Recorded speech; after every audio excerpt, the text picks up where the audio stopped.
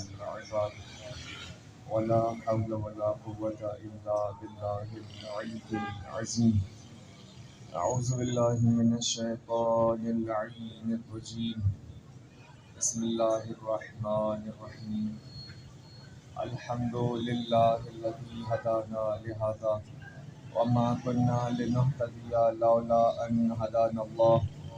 لقد جاءت رسل ربنا بالحق والصلاة والسلام على أشرف الأنبياء والمرسلين وخاتم النبيين سيدنا ومولانا أبي القاسم محمد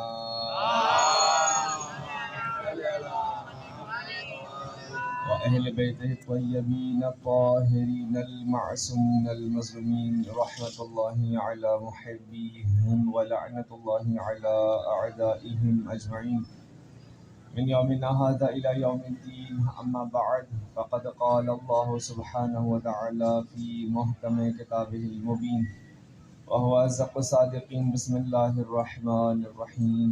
وما خلقت الجن والإنس إلا ليعبدون. درود بھیج محمد والے.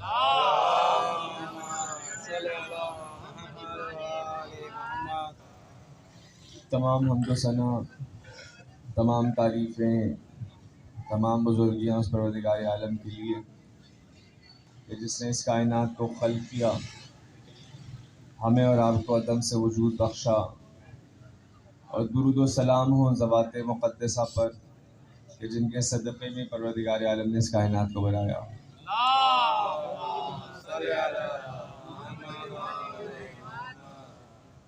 اور انسان کی شرف کے لیے بات ضروری ہے کہ انسان اس صاحب نعمت کو پہچانے، اپنے اس منعم کو پہچانے کہ جس نے اسے اس وقت نعمتیں عطا کی جب انسان کسی چیز کو طلب کرنے کے قابل بھی نہیں تھا،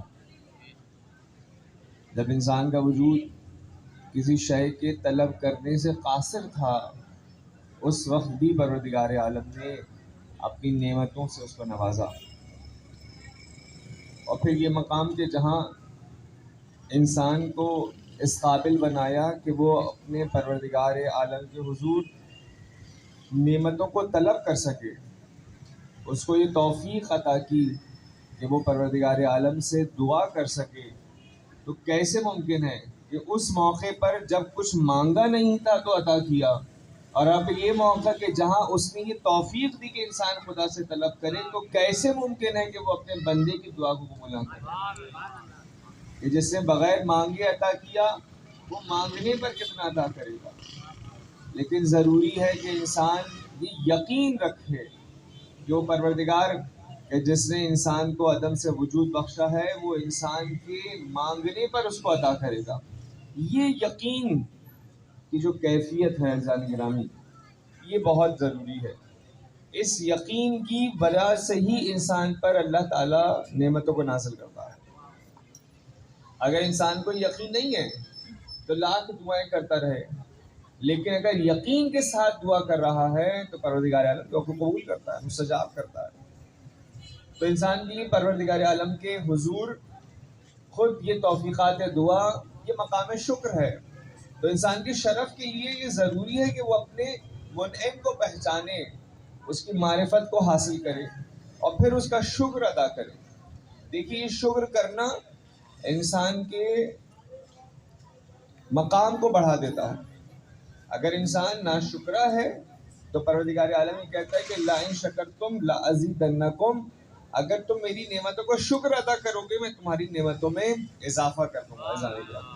تو شکر نعمت گویا نعمت میں اضافے کا سبب ہے. اب اگر انسان نعمتوں کا احساس ہی نہ کرے، یعنی بعض موقع ہماری زندگی میں ایسے آتے کہ جہاں ہم پریشانی کے عالم میں ہوتے ہیں اور ہم اس موقع پر سمجھتے ہیں کہ یہ موقع یا یہ منزل جو ہے وہ ہمارے لیے گویا ایک زحمت ہے، ایک پریشانی ہے. لیکن اگر انسان کربلا کے دامن سے وابستہ ہے، اگر کوئی انسان سید الشہداء کے دامن سے وابستہ ہے تو اس کی نگاہیں ظاہر کے اندر زحمت نہیں دیکھتی، بظاہر شاید زحمت ہو، لیکن اس کی نگاہیں اس زحمت میں چھپی ہوئی اس نعمت کو دیکھ رہی ہوتی ہیں کہ جو پروردگار عالم کے صدقے، پروردگار عالم نے سید الشہداء کے صدقے میں انسان کو عطا کیا.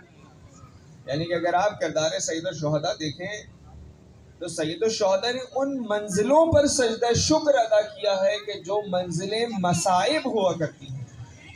یعنی کہ منزل مصائب پہ نہیں ہوں آپ کے سامنے، لیکن وہ موقع کہ جب وہ چھوٹا سا لاشا سید الشہداء کے ہاتھوں پر ہے، اس موقع پر میرا مولا یہ کہہ رہا ہے کہ پروردگار میں تجھ سے راضی ہوں اور تم مجھ سے راضی ہو جاؤ. اللہ اکبر. یعنی کہ وہ مقامات کہ جہاں انسان اپنے ہوش و حواس کو بیٹھتا ہے، اس موقع پر سید الشہداء شکر ادا کرتے ہوئے نظر آ رہے ہیں.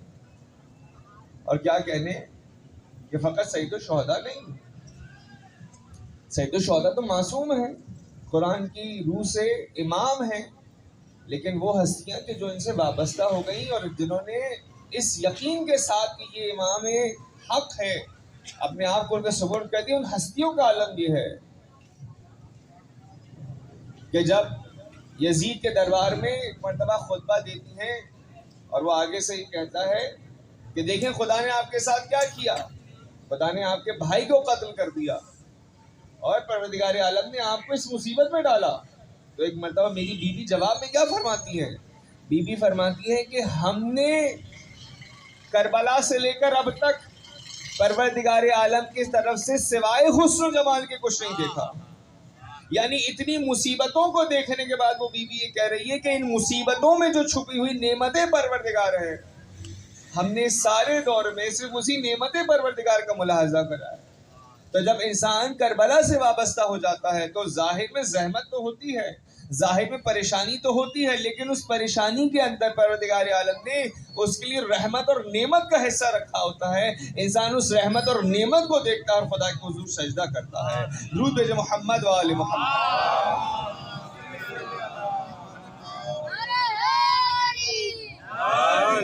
تو خود یہ ضروری ہے کہ انسان یہ دیکھے. شکایتیں کرنا آسان ہے کہ پروردگار عالم یہ مشکل ہے وہ مشکل ہے، لیکن در حقیقت یہ مشکلات بھی اسی لیے ہیں کہ انسان اپنے کمال کو پہچانے، اپنی صلاحیتوں کو پہچانے. یقیناً بچے یہاں تشریف فرما ہیں، یہ جانتے ہیں اسکول کے اندر ایک ایسا زمانہ آتا ہے جو بچوں کے لیے تھوڑا سا پریشان کوئی زمانہ ہوتا ہے، جس میں امتحان میں ڈالا جاتا ہے بچوں کو. یہ امتحان میں کیوں ڈالا جاتا ہے؟ اس لیے کہ آپ کو پریشانی میں ڈالیں، آپ کو اسٹریس دیں؟ نہیں، یہ امتحان میں ڈالنے کا مقصد یہ ہوتا ہے کہ تمہارے اندر جو چھپی ہوئی صلاحیتیں ہیں ان صلاحیتوں کو پروردگار عالم ظاہر کر سکے. محمد والے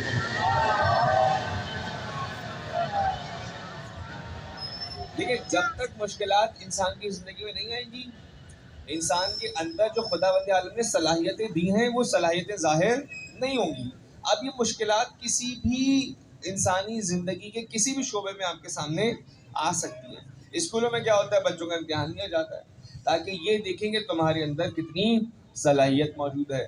اس کے علاوہ دیگر شعبہ زندگی ہیں، کھیل کا میدان ہے کہ جہاں پر انسان دیکھتا ہے کہ مشکل ہے، پھر اس کے پتہ چلتا ہے کہ اس کے اندر کیا صلاحیت موجود ہے. تو مشکلات میں معلوم ہوتا ہے کہ انسان میں کیا کمال پوشیدہ ہے. اور دیکھیں یہی کمالات تھے کہ علی بن ابی طالب اپنی ذات سے دکھا رہے ہیں. اگر یہ مشکلات جو محمد بارے میں مثلا علی بن ابی طالب کی وہ فضیلتیں نہیں آتی سامنے اگر یہ ساری مشکلات علی بن ابی طالب نہیں دیکھتے اپنی زندگی میں. مثلا آپ کے سامنے ایک مثال کے طور پر عرض کروں، آپ بارہا سن چکے ہیں، لیکن کردار علی بن ابی طالب کی بلندی کیا ہے کہ جب خندق میں سارے کفار جمع ہو کر اسلام کے مقابلے میں آئے اور ایک مرتبہ اس نے للکار کر کہا کہ کون ہے جو میرے ہاتھوں سے قتل ہو کر جنت میں جانا چاہے، یا کون ہے جو مجھے قتل کر کے جہنم میں بھیج دے.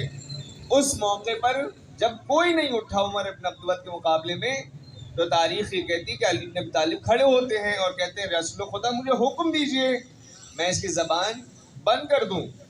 رسالت مام حکم دیتے ہیں، مولا کائنات جاتے ہیں تو رسول فرماتے ہیں کہ آج کل ایمان کل کفر کے مقابلے میں جا رہا ہے. اور پھر مولا کائنات نے جب حملہ کیا، حملہ کرنے کے بعد مولا اس مقام پر پہنچے کہ اس کے سینے پر سوار ہیں اور چاہتے ہیں کہ اس کا سر قلم کر دیں. دیکھیے کردار کی بلندی کیا ہے. اور جب یہ مقام پر پہنچے تو ہم سب جانتے ہیں اس نے کیا کیا. اس نے مولا کے حضور بے ادبی کی.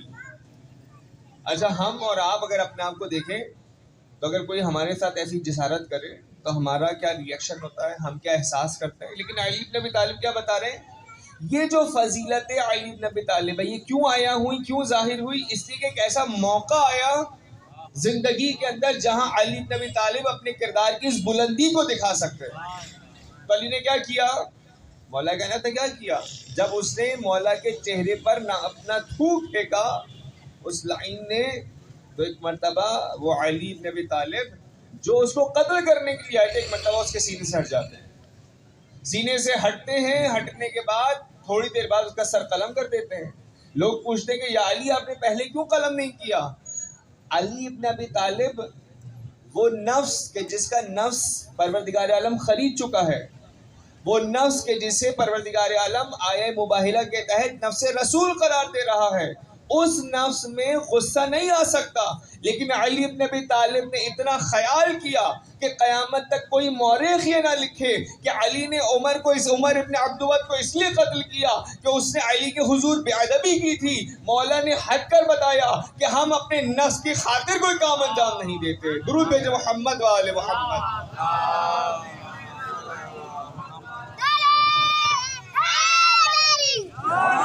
تو بس مشکلات جب آئیں زندگی میں تو شکر پروردگار عالم کے حضور ادا کریں کہ اے پروردگار تو نے موقع عطا کیا کہ وہ صلاحیتیں جو تو نے میرے اندر رکھی ہیں ان صلاحیتوں کو ظاہر کر سکیں، اس صبر کو دکھا سکیں جو تو نے میرے اندر رکھا ہے. عزیزان گرامی، یہی وجہ تھی ائمہ کی زندگی میں جب بھی ظاہراً مشکلات پیش آئیں ائمہ نے ہمیشہ سجدہ شکر ادا کیا.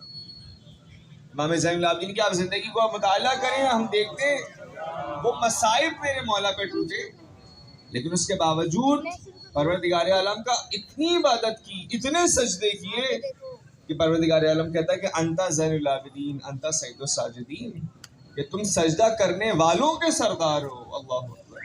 تو مشکلات سے گھبرانا علی کے چاہنے والوں کا پیشہ نہیں ہے. عزیزان گرامی، زندگی میں مشکلات آئیں گی، خوشی خوشی ان مشکلات کا مقابلہ کیجیے اور اپنی صلاحیتوں کا اظہار کیجیے. اور جب صلاحیتوں کا اظہار ہوگا آپ کو کیا لگتا ہے پھر مشکلات کم ہو جائیں گی؟ مشکلات اور بڑھ جائیں گی. پروردگار عالم قرآن میں اپنا اصول بتا رہا ہے. جب ابراہیم علیہ السلام کو امتحان میں ڈالا تو کہتا ہے بسم اللہ الرحمن الرحیم وَإِذِ ابْتَلَىٰ إِبْرَاهِيمَ رَبَّهُ بِكَلِمَاتٍ فَأَتَمَّهُنَّ قَالَ إِنِّي جَاعِلُكَ لِلنَّاسِ إِمَامًا. یعنی دیکھیے جب آپ کسی امتحان میں کامیاب ہوتے ہیں تو پروردگار عالم کی سنت یہ ہے کہ پروردگار عالم انسان کو اس کا ریوارڈ دیتا ہے، اس کو نعمت سے نوازتا ہے. پھر اور جب نعمت سے نوازتا ہے تو اس کے بعد اور درجہ انسان کا بلند ہوتا ہے، پھر اس کو ایک اور مشکل کے لیے تیار رہنا چاہیے. تو بس عزیزان گرامی، یہاں جب انسان شکر ادا کرتا ہے تو پروردگار اس کی نعمتوں میں اضافہ کرتا ہے. انہی شکر کے مقامات میں ایک مقام یہ ہے کہ انسان شکر ادا کرے کہ پروردگار عالم نے اسے اس دروازے سے وابستہ کیا کہ جو دروازہ باب اللہ کہلاتا ہے، وہ دروازہ جو انسان کو خدا تک لے جاتا ہے، اس دروازے سے وابستہ کر دیا. اور جس قرآن مجید کی تلاوت کا شرف حاصل کیا آیت کی، بہت ہی مشہور معروف آیت کہ پروردگار عالم ارشاد فرماتا ہے کہ وَمَا خَلَقْتُ الْجِنَّ وَالْإِنسَ، ہم نے نہیں پیدا کیا تمہیں اور جنوں کو مگر یہ إِلَّا لِيَعْبُدُونَ، مگر اپنی عبادت کے لیے. عزیزان گرامی، جب بھی ہم یہ لفظ سنتے ہیں کہ پروردگار عالم نے ہمیں عبادت کے لیے خلق کیا ہے تو ذہن میں جو پہلا تصور آتا ہے وہ گویا یہ آتا ہے کہ خداوند عالم نے نماز کے لیے پیدا کیا ہے، خداوند عالم نے روزہ رکھنے کے لیے. عبادت کا جو ایک تصور ہمارے ذہنوں میں ہے وہ فقط ان چند چیزوں کا نام ہے. کس کا؟ نماز کا، روزے کا. اگرچہ یہ عبادت کی ایک شکل ہے جسے پروردگار عالم نے واجب قرار دیا ہے، لیکن اگر آپ عبادت کے صحیح معنی کو اور مفہوم کو سمجھنا چاہتے ہیں تو واپس اس آیت کریمہ کو دیکھیں. خدا کیا کہہ رہے ہیں؟ ہم نے تمہیں پیدا کیا کس کے لیے؟ عبادت کے لیے. یعنی پیدا کرنے کا مقصد یہ ہے کہ تمہاری زندگی کا کوئی ایک حصہ بھی ایسا نہ گزرے، کوئی ایک لمحہ بھی ایسا نہ گزرے جس میں تم عبادت پروردگار نہ کرو. کیوں؟ اس لیے کہ تمہارے پیدا ہونے کا مقصد ہی عبادت پروردگار ہے. تو اب مجھے بتائیے، کیا انسان 24 گھنٹے نماز پڑھ سکتا ہے؟ ممکن نہیں ہے. سارے سال روزے رکھ سکتا ہے؟ ممکن نہیں ہے. سارے سال حج کر سکتا ہے؟ ممکن نہیں ہے. یعنی اگر ہم فقط عبادت کا مفہوم یہ سمجھتے ہیں کہ اللہ کی نماز پڑھنا فقط عبادت ہے، تو گویا ہم نے اس آیت کو سمجھا ہی نہیں. خدا کہہ رہے تمہارے پیدا کرنے کا مقصد عبادت ہے، یعنی ہر سانس پروردگار عالم کی عبادت ہے. تو اس کا مطلب یہ کہ عبادت کا مفہوم اتنا وسیع ہے، اتنا گہرا ہے کہ انسان کی پوری زندگی پر محیط ہے. یعنی کچھ ایسی روح ہے، اگر وہ روح نہیں ہوگی تو نماز پڑھنا بھی عبادت نہیں ہے. اگر اس روح کے بغیر روزہ انسان رکھ رہا ہے تو روزہ رکھنا بھی عبادت نہیں ہے. تو انسان اگر اس روح کو سمجھے گا عبادت کی، تو انسان کو سمجھ آ جائے گا کہ عبادت کا مفہوم کیا ہے. اسی قرآن مجید سے ہم اپنے لیے مثالیں لیں تو قرآن مجید میں پروردگار عالم کہتا ہے کہ اس وقت کو یاد کرو کہ جب ہم نے فرشتوں سے کہا کہ ہم یا میں زمین پر ایک خلیفہ بنانے والا ہوں، اور اس خلیفے کا پتلا تیار کیا جناب آدم کا، اور کہتا ہے کہ دیکھو فرشتوں، ساکنان عرش جب اس پتلے میں اپنی روح پھونک دوں تو تم سجدے میں گر جانا. آپ سب جانتے ہیں سارا واقعہ سنے ہوئے.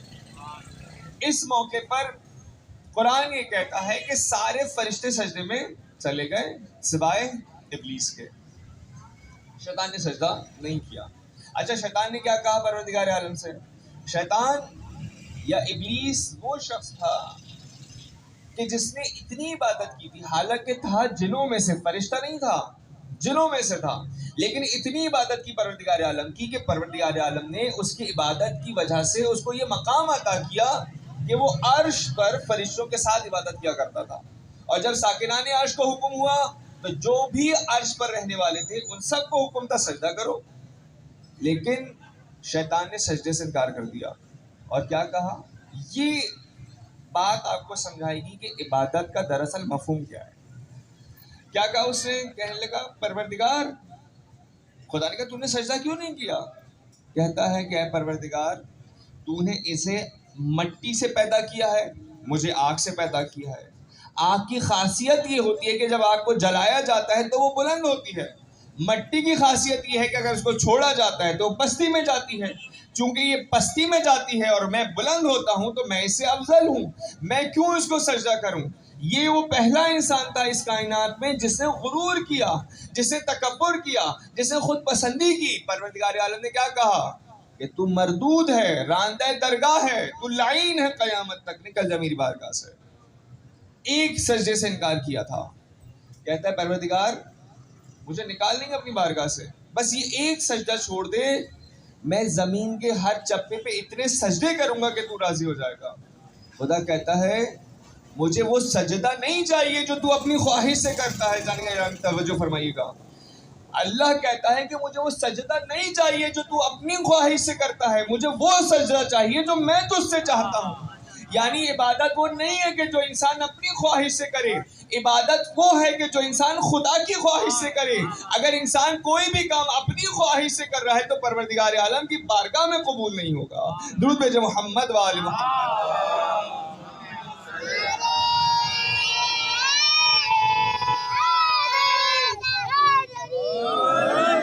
اصلی چیز یہ ہے کہ انسان عبادت میں بھی یہ بات سوچے چونکہ حکم پروردگار ہے.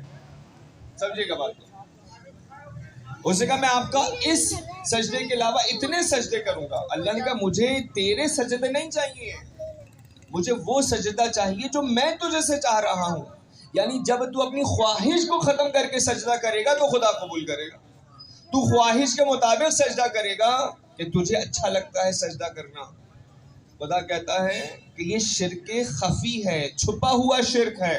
اس میں تو نے اپنے نفس کو شریک کر دیا کہ تجھے پسند ہے یہ کام کرنا. خدا کہتا ہے مجھے قبول نہیں ہے. جب تک کہ تو اپنی اس میں کو ختم نہیں کر لیتا. جب تو اس میں کو ختم کرے گا تو پروردگار عالم تیری ہر سانس کو عبادت قرار دے دے گا. پھر تجھے سجدہ کرنے کی ضرورت نہیں ہے. جب تو اپنے آپ کو پروردگار کی بارگاہ میں ختم کر دے گا تو پروردگار عالم تیرا مقام اتنا بلند کر دے گا کہ تیری ہر سانس کو عبادت قرار دے دے گا.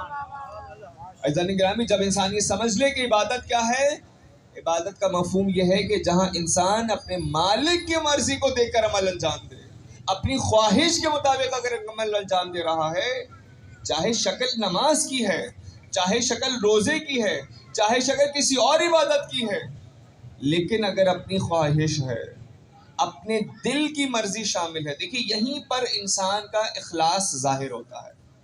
خلوص کیا ہے؟ کہ جب انسان خالص ہو جاتا ہے، اپنی ذات کے لیے کام نہیں انجام دیتا، اپنی ذات کی خاطر کوئی کام انجام نہیں دیتا. خالص کس کے لیے انجام دیتا؟ پروردگار عالم کے لیے. یہ کب ہوگا؟ جب میری خواہش اس میں نہیں ہوگی، میری مرضی شامل نہیں ہوئی. کیوں پروردگار عالم نے کہا؟ اس لیے کہ پروردگار عالم یہ کہنا چاہ رہا ہے کہ دیکھو جب تم دل سے کوئی کام کرتے ہو، اس وجہ سے کرتے ہو کہ تمہیں پسند ہے، تمہیں دل کو اچھا لگتا ہے، تو یہ مقدمہ غلط ہے. کیوں غلط ہے؟ کہ آج تمہارا دل اس کام کو انجام کرنے کا چاہ رہا ہے، تم یہ کام انجام دے رہے ہو. کل تمہارا دل کسی اور کام کے انجام کرنے کو چاہے گا، تم وہ کام انجام کرو گے. تو اگر تم دل کی خواہش پر چلو گے تو دل تمہیں بھٹکا دے گا، لیکن اگر تم خدا کی اطاعت کی خاطر کام انجام دو گے تو کبھی راہ راست سے نہیں بھٹکو گے. درود بھیجو محمد و آل محمد.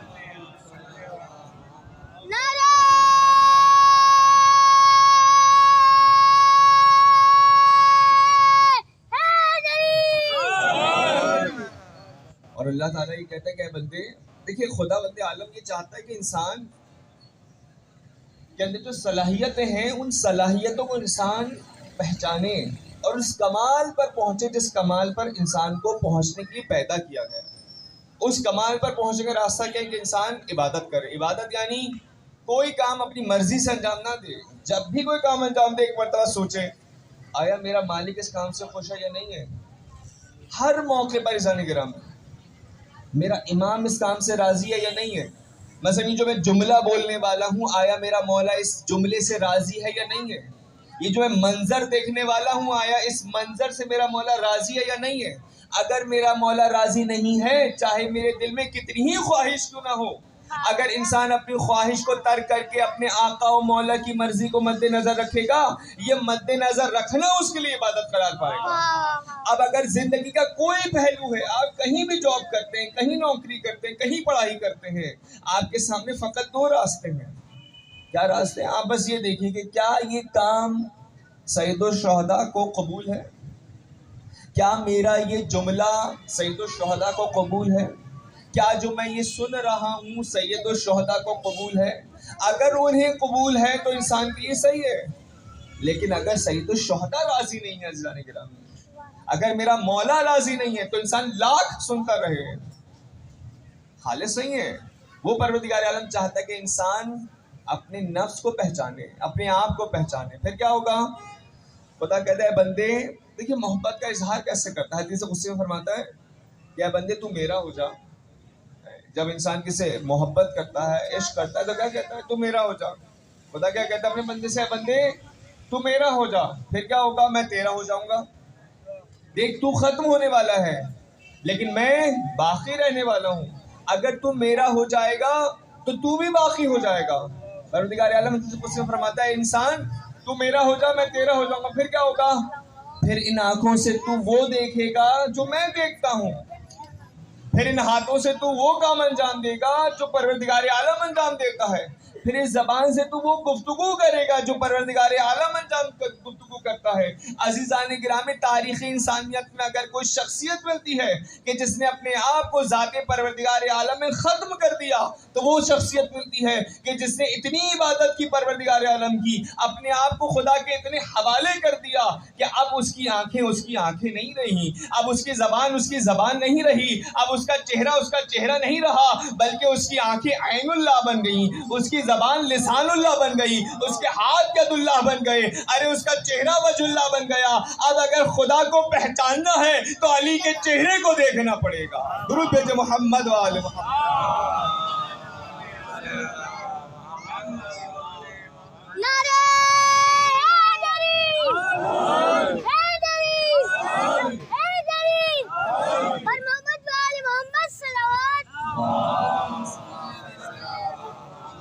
تو علی نے خود کو اتنا عبادت پروردگار عالم میں ختم کر دیا کہ اس حدیث قدسی کے مطابق اب پروردگار کہتا ہے علی تمہاری آنکھیں نہیں ہیں، یہ عین اللہ ہے، علی یہ زبان تمہاری زبان نہیں ہے، یہ لسان اللہ ہے، اے علی یہ چہرہ تمہارا چہرہ نہیں ہے، وجہ اللہ ہے۔ چہرہ کیا ہوتا ہے کہ جس سے انسان کی شناخت کی جاتی ہے عزیزان کرام، اگر چہرہ ہٹا دیں انسان کی شناخت ممکن نہیں ہے، یعنی گویا اگر اللہ کی شناخت کا کوئی ذریعہ ہے تو ذات علی بن ابی طالب ہے۔ عزیزان کرام میں آپ کے سامنے ہاتھ جوڑ کے عرض کروں مولا یہ یقیناً آپ کا مقام ہے کہ آپ نے خود کو اتنا ختم کر دیا پروردگار عالم کی بارگاہ میں کہ اس نے آپ کو یہ منصب و مقام عطا کیا، لیکن مولا ہمیں کیا چاہیے؟ مولا کے چاہنے والوں کو ہم اس مقام تک تو نہیں پہنچ سکتے، لیکن ہاں یقیناً ہم علی کی محبت میں جیسے علی نے اپنے آپ کو اطاعت خدا میں ختم کر دیا، اگر ہم اطاعت علی میں خود کو ختم کر دیں تو پھر کیا ہوگا؟ جیسے دنیا علی کے ذریعے خدا کو پہچانتی ہے عزیزان گرامی، ایسے ہی دنیا آپ کے ذریعے سے علی کو پہچانے گی۔ آپ علی کی اطاعت میں خود کو ختم کر دیں، دنیا آپ کے چہرے کو دیکھ کے سمجھ جائے گی کہ علی کا چاہنے والا آ رہا ہے، دنیا آپ کے کردار کو دیکھ کے سمجھ جائے گی کہ حسین اپنے علی کا چاہنے والا آ رہا ہے۔ تو عزیزان گرامی علی بن ابی طالب نے پروردگار عالم کی وہ عبادت کی، قرآن کہتا ہے کہ وَعْبُدْ رَبَّ حَتَّى آتَاكَ الْيَقِينَ، اے میرے بندے اتنی عبادت کر کہ تجھے منزل یقین مل جائے۔ اگر منزل یقین پر پہنچنا ہے تو عبادت ہے۔ اللہ عبادت کیا ہے؟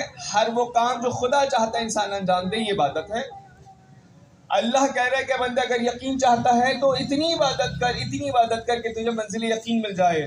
اب آئیے علی بن ابی طالب کا جملہ سنیے، میرا مولا کیا کہتا ہے؟ مولا فرماتے ہیں کہ اگر میری آنکھوں سے پردے ہٹا دیے جائیں تو علی بن ابی طالب کے یقین میں نہ ذرہ برابر کمی آنے والی ہے نہ اضافہ ہونے والا ہے، یعنی میں نے اتنی عبادت کی ہے کہ اب منزل کے یقین کے اس مقام پر پہنچ چکا ہے علی بن ابی طالب کہ اب آنکھوں سے جیسے ایسے عبادت کر رہا ہے جیسے آنکھوں سے خداوند عالم کو دیکھ رہا ہو۔ درود جو محمد و آل محمد۔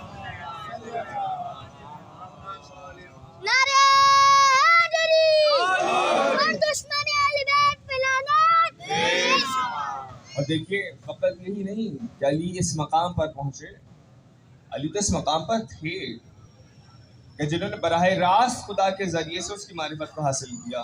ہم اور آپ کیسے معرفت حاصل کرتے ہیں؟ ہماری اور آپ کی معرفت اس کی مخلوقات کو دیکھ کر اس کی معرفت ہوتی ہے۔ حد یہ ہے کہ ابراہیم جیسا نبی بھی سورج اور چاند کو دیکھ کر پروردگار عالم کی معرفت کو معلوم کر رہا تھا، لیکن ان ائمہ کا کمال یہ ہے کہ اپنی دعاؤں میں کہتے ہیں کہ ہم وہ ہیں کہ جنہیں پروردگار عالم نے اپنی ذات کے ذریعے سے اپنی معرفت کو عطا کیا۔ ان کا یقین تو اس مقام پر تھا، لیکن پروردگار عالم نے ان کی اس عبادت کے ذریعے سے ان کے مقام کو اتنا بلند کیا ہے۔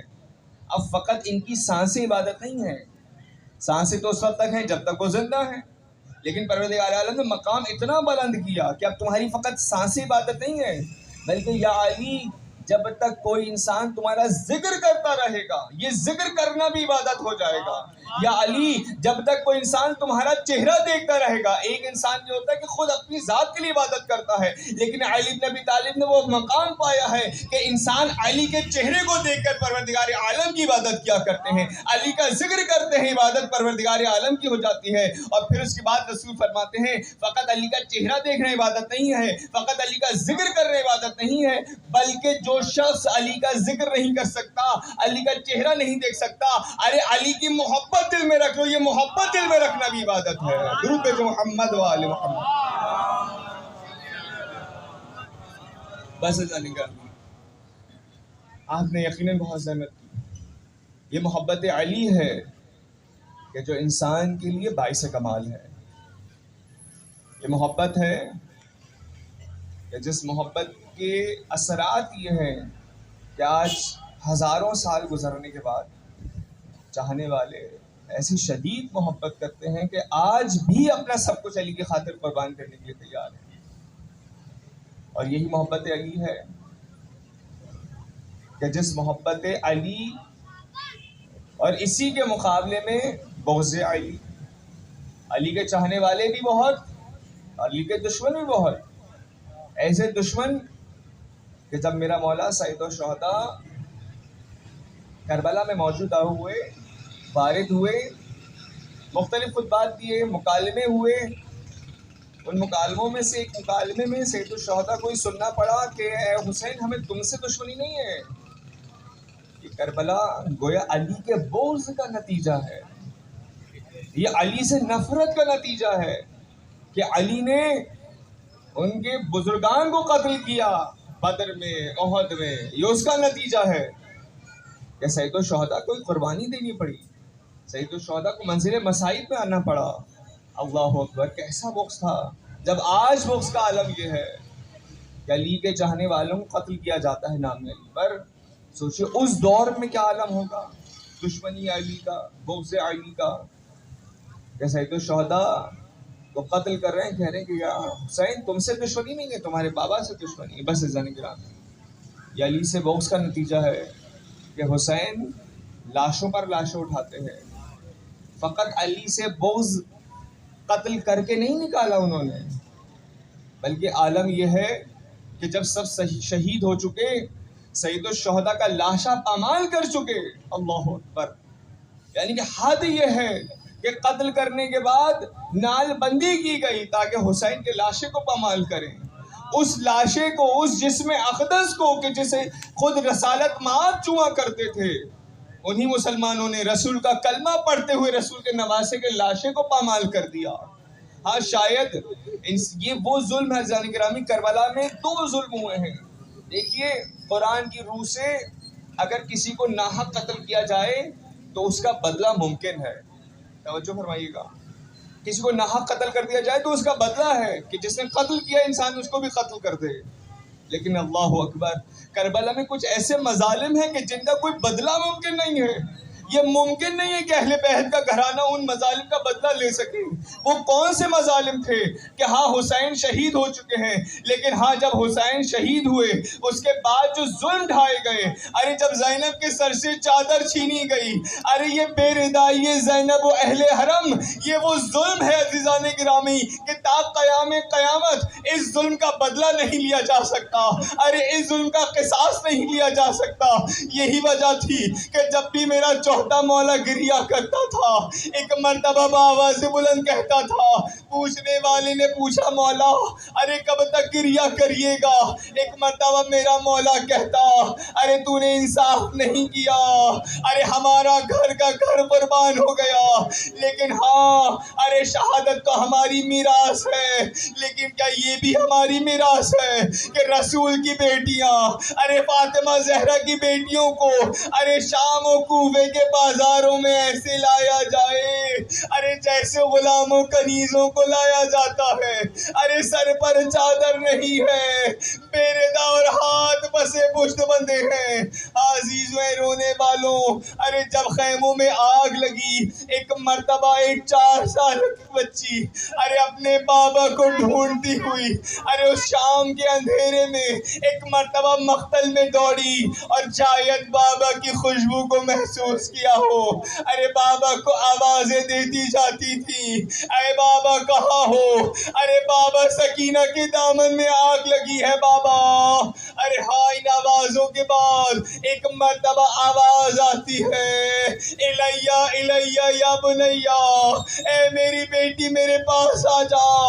عزیزو روایت تو یہ کہتی ہے کہ سکینہ بابا کے لاشے پر پہنچی، لیکن میرا دل یہ کہتا ہے ارے بیٹیوں کو باپ سے بہت محبت ہوتی ہے، ارے جب باپ کے قریب آتی ہے، ارے باپ کے گلے میں ہاتھ ڈالتی ہے، بابا کے گلے سے لگتی ہے، رخساروں کا بوسہ لیتی ہے، ارے شاید سکینہ جب لاشے کے قریب پہنچی ہو، ارے چاہا ہو کہ آگے بڑھ کے بابا کے گلے سے لگ جاؤں، ارے بابا کے رخساروں کا بوسہ دوں، لیکن ہائے سکینہ کی غربت، ارے بابا کا سر تن سے جدا ہو چکا، ارے نو کے نیزہ پر بابا کا سر بلند ہے۔ عزیزو سکینہ بابا کو یاد کرتی ہے، ارے لیکن بابا کا سر آیا بھی تو کب آیا؟ ارے شام کا زندان، ارے سکینہ کے مصائب کی انتہا، ایک مرتبہ بابا کو یاد کیا، سر حسین زندان شام میں بھجوایا گیا۔ ارے سکینہ نے بابا کے سر کو اپنی آغوش میں لیا۔ عزیزوں بچی اپنے مسائل بھول گئی۔ ارے بابا کے سر کو دیکھ کر کہتی ہے بابا ارے کس نے آپ کے چہرے کو خون آلود کیا بابا؟ ارے کس نے آپ کے چہرے کو مٹی میں ملایا بابا؟ ارے بابا آپ کے ہونٹوں پر یہ کیسا زخم ہے بابا؟ ارے ہاں عزیزوں، ارے بس ان صداؤں کا بلند ہونا تھا۔ ایک مرتبہ گریہ بلند ہوا اور پھر وہ آواز خاموش ہو گئی۔ ارے بیویاں سمجھی شاید سکینہ کو نیند آ گئی ہے، ارے شاید یہ بیوی سکون پا گئی ہے، لیکن ہاں میرا چوتھا امام آگے بڑھتا ہے۔ اللہ کسی بھائی کو یہ منظر نہ دکھائے، ہاتھوں میں ہتھکڑیاں ہیں، گلے میں خاردار توق ہے۔ ایک مرتبہ بہن کے قریب پہنچے، بازو ہلایا اور آواز بلند کرتے ہیں انا للہ۔ عزیزوں بس جیسے کربلا میں حسین نے اصغر کا لاشا اٹھایا، ارے زندان شام میں سکینہ کا لاشا میرے امام نے اٹھایا۔ اسی جلے ہوئے کرتے میں ایک مرتبہ کفن میں بی بی کو سپرد لحد کرنے لگے۔ ارے ہاتھ و ہاتھ برآمد ہوئے۔ بس عزیزوں ایک مرتبہ یہ قافلہ ارے اس قید خانے سے رخصت ہوتا ہے، تمام بیویاں ماریوں پر سوار ہیں، لیکن ایک مرتبہ زینب نے دیکھا کہ بھابھی ام رباب نظر نہیں آتی۔ ارے بیوی ایک مرتبہ زندان شام کی طرف گئی، ارے کیا دیکھتی ہے؟ ارے وہ اجڑی کوک والی ماں ایک مرتبہ سکینہ کی قبر سے لپٹی ہوئی ہے اور کہتی ہے بیٹی سکینہ ارے تجھے وطن جانے کا بہت انتظار تھا بیٹی، ارے اب وقت آ گیا سکینہ اٹھو۔ لیکن ہاں بیوی آگے بڑھی، کہا ام رباب بھابھی اٹھیے۔ ارے ہاں بس جناب ام رباب جانے لگی۔ ایک مرتبہ کہتی ہے شام کی بیویوں ارے ایک بات سنو، ارے میری یہ بچی اندھیرے سے بہت ڈرتی ہے بیویوں، ارے جب شام کا وقت آئے، جب اندھیرا چھانے لگے، ارے بیویوں اتنا احسان کرنا میری بیٹی کی قبر میں چراغ جلا دیا۔